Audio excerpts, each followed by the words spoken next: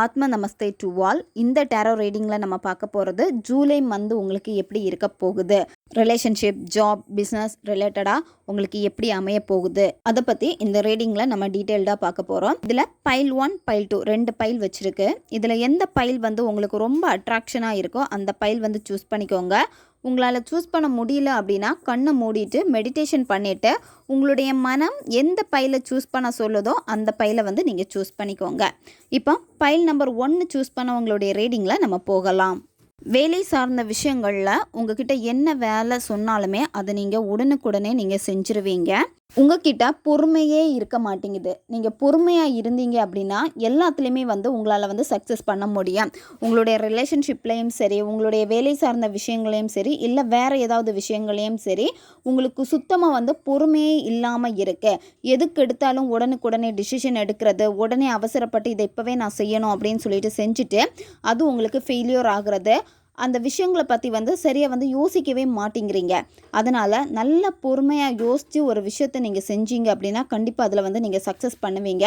உங்களுடைய பொறுமையை நீங்கள் கடைபிடிச்சிக்கோங்க. எதுக்கும் வந்து அவசரம் வேண்டாம். உங்களால் வந்து எந்த ஒரு விஷயத்துலையும் வந்து ப்ராப்பரான டிசிஷன் வந்து எடுக்க முடியாமல் இருக்குது. ஏதாவது ஒரு விஷயத்தில் உங்களால் டிசிஷன் எடுக்க முடியல அப்படின்னா நீங்கள் குழம்பிக்கிட்டே இருக்க வேண்டாம். அந்த டிசிஷனை வந்து பார்த்தீங்கன்னா ரொம்ப எக்ஸ்பீரியன்ஸாக இருக்கக்கூடிய பர்சன் கிட்ட நீங்கள் ஐடியாஸ் கேளுங்க. உங்களுடைய வேலை சார்ந்ததாக இருக்கட்டும் அல்லது ரிலேஷன்ஷிப் சார்ந்ததாக இருக்கட்டும். உங்களால் வந்து ப்ராப்பரான டிசிஷன் எடுக்க முடியல அப்படின்னா நீங்கள் அவங்கக்கிட்ட கேட்டீங்க அப்படின்னா அவங்க வந்து உங்களுக்கு அட்வைஸ் பண்ணுவாங்க. அவங்களுடைய அட்வைஸை நீங்கள் கேளுங்க. அவங்க சொல்கிறத வந்து நீங்கள் செஞ்சீங்க அப்படின்னா அது உங்களுக்கு கரெக்டாக இருக்கும். காசு விஷயத்தில் வந்து பார்த்தீங்கன்னா நீங்கள் ரொம்ப வந்து செலவு பண்ணுற மாதிரி இருக்குது ஜூலை மந்தில். இப்போ நீங்கள் ஆல்ரெடி யாருக்காச்சும் வந்து காசு கொடுத்துருக்கீங்க அப்படின்னா அந்த நபர் வந்து உங்களுக்கு ஜூலை மந்தில் வந்து அந்த அமௌண்ட்டை வந்து தர மாதிரி உங்களுக்கு சொல்லியிருப்பாங்க. இல்லை 1 மந்தில் நான் உங்களுக்கு திருப்பி கொடுக்குறேன் அப்படின்னு சொல்லியிருப்பாங்க. அந்த பணம் வந்து உங்களுக்கு வருமானு கேட்டால் அதுக்கான வாய்ப்பு வந்து ரொம்ப ரொம்ப குறைவு. ஏன்னா அந்த பர்சன் கிட்ட நீங்கள் காசு கொடுத்துட்டீங்க அப்படின்னா திரும்ப அவங்கக்கிட்ட இருந்து வாங்குறது ரொம்ப கஷ்டம். அவங்க வந்து தர மாட்டாங்க.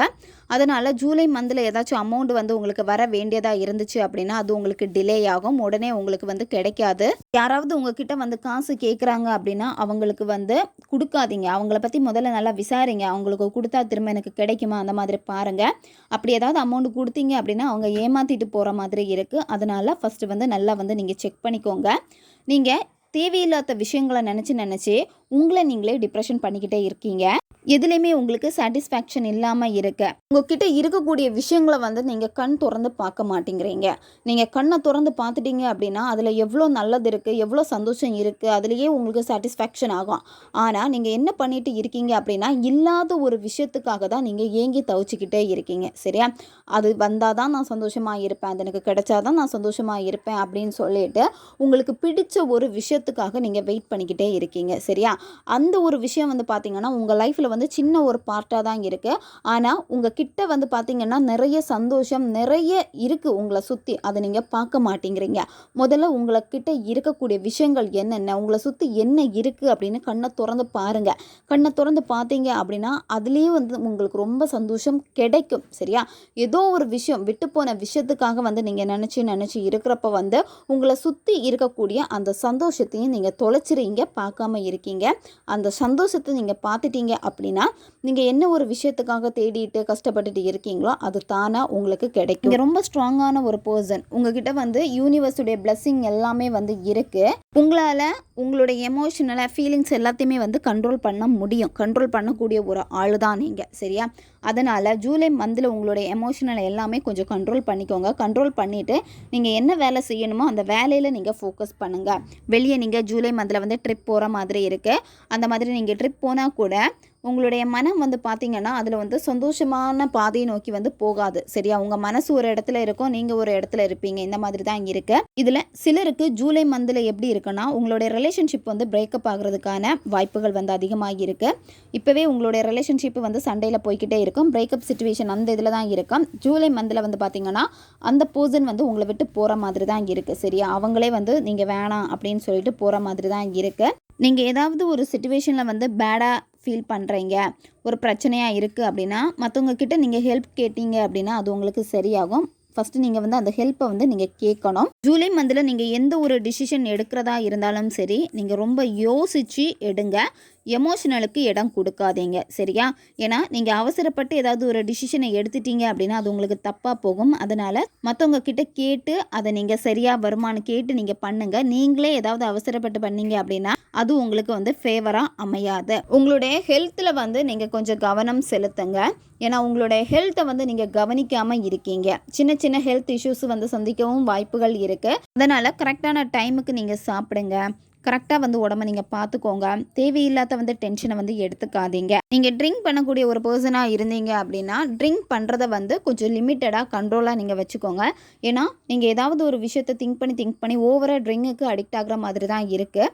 ஸோ அதனால் வந்து கொஞ்சம் நீங்கள் கண்ட்ரோலாக வச்சுக்கோங்க. இப்படி ஓவராக ஏதாவது எடுத்தீங்க அப்படின்னா அதனாலே உங்களுக்கு ஹெல்த் இஷ்யூஸ் வரதுக்கான வாய்ப்புகளும் இருக்குது. இது பைல் நம்பர் 1 சூஸ் பண்ணவங்களுடைய ரீடிங். பைல் நம்பர் 2 சூஸ் பண்ணவங்களுடைய ரீடிங்கில் நம்ம இப்போ போகலாம். இந்த ஜூலை மந்தில் வந்து யாராச்சும் உங்களுக்கு ப்ரப்போஸ் பண்ணுறாங்க, இல்லை நீங்கள் யாருக்காவது ப்ரப்போஸ் பண்ண போகிறீங்க அப்படின்னா ஒன் சைடாக லவ்வாக இருக்கட்டும், இல்லை ஒரு பர்சனை உங்களுக்கு பிடிச்சிடுச்சு, அவங்க மேலே உங்களுக்கு லவ் இருக்குது அப்படின்னா நீங்கள் ஃபஸ்ட்டு அந்த பர்சனை பற்றி நல்லா தெரிஞ்சுக்கோங்க. சரியா? நீங்கள் அவங்கள பற்றி எதுவுமே தெரியாமல் உங்களுக்கு பிடிச்சிருக்குன்னு சொல்லிட்டு ப்ரப்போஸ் பண்ணி அந்த லவ்வில் போனீங்க அப்படின்னா அது உங்களுக்கு ஏமாற்றத்தை கொடுக்கும். அதாவது அந்த பர்சனுடைய கேரக்டர் எல்லாமே வந்து பார்த்திங்கன்னா கொஞ்சம் பேடாக இருக்குது. உங்களை சீட் பண்ணிட்டு போகிற மாதிரி தான் இருக்குது. அதனால் அந்த பர்சனை பற்றி நல்லா விசாரிச்சுக்கோங்க. விசாரிச்சுட்டு அதுக்கப்புறமா வந்து அந்த ரிலேஷன்ஷிப்பில் போகலாமா வேணாமா அப்படின்னு பாருங்கள். ஏன்னா அந்த பர்சனுக்கு வந்து நீங்கள் மட்டும்தான் முக்கியமான பர்சனாக இருப்பீங்களான்னு கேட்டு கிடையாது. அவங்களுக்கு நிறைய ரிலேஷன்ஷிப் அந்த மாதிரி எல்லாமே இருக்கும். உங்ககிட்ட பழகுனா கூட வந்து பார்த்திங்கன்னா ஏதாவது ஒரு தேவைக்காக தான் உங்ககிட்ட வந்து பழகுவாங்க. உங்களுக்கு ரொம்ப பிடிச்சிருக்கு, உங்களுக்கு அந்த பர்சன் வந்து என்ன பண்ணாலும் சரியாக தான் தோணுது அப்படின்னு சொல்லிட்டு அந்த ரிலேஷன்ஷிப்பில் போகிறீங்க.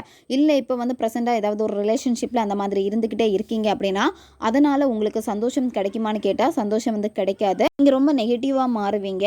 அதாவது எப்போவுமே வந்து பார்த்திங்கன்னா ஓவர் டென்ஷன் வந்து இருந்துக்கிட்டே இருக்கும். இதனாலே உங்களுக்கு சூசைட் தாட் இந்த மாதிரியெல்லாம் இருக்கும். ஏன்னா உங்களுக்கு அந்த பர்சனை ரொம்ப பிடிச்சிருக்கு, ரொம்ப பிலீவ் பண்ணீங்க. ஆனால் அதே அளவுக்கு அந்த பர்சன் உங்ககிட்ட இருப்பாங்களான்னு கேட்டால் கிடையாது. இதனால் சரியான தூக்கமே இருக்காது. எப்போவுமே அவங்கள பற்றி திங்க் பண்ணிக்கிட்டு அழுதுகிட்டே இருக்கிறது இந்த மாதிரி தான் இருந்துக்கிட்டே இருக்கும். ஜூலை மந்தில் நீங்கள் ட்ரிப் போகிறதுக்கான வாய்ப்புகளும் உங்களுக்கு இருக்குது. நீங்கள் ட்ரிப் போகிறீங்க அப்படின்னா அங்கே என்ன விஷயங்கள் இருக்கோ அங்கே வந்து நீங்கள் என்ஜாய் பண்ணுங்கள். இந்த பழசை பற்றி உங்களுடைய பாஸ்ட்டே நீங்கள் திங்க் பண்ணிக்கிட்டே இருக்காதீங்க.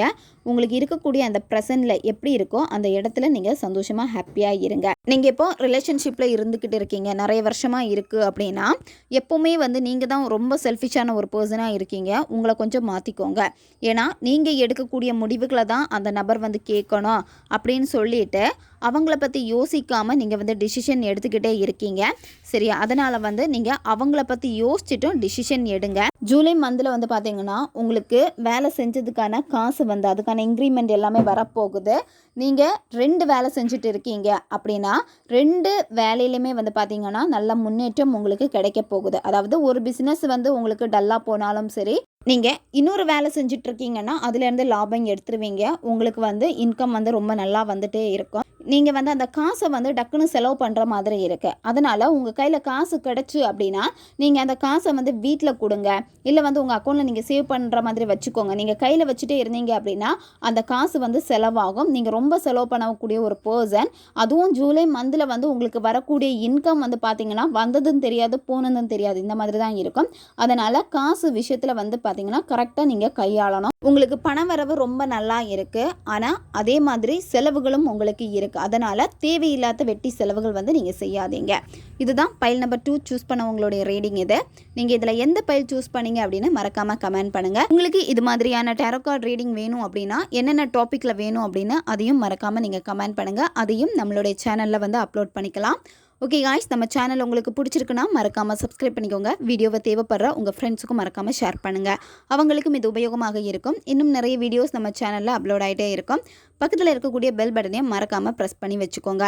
அப்போ தான் நான் போடக்கூடிய வீடியோஸ் எல்லாமே உடனுக்குடன் உங்களுக்கு நோட்டிஃபிகேஷனில் வந்துக்கிட்டே இருக்கும்.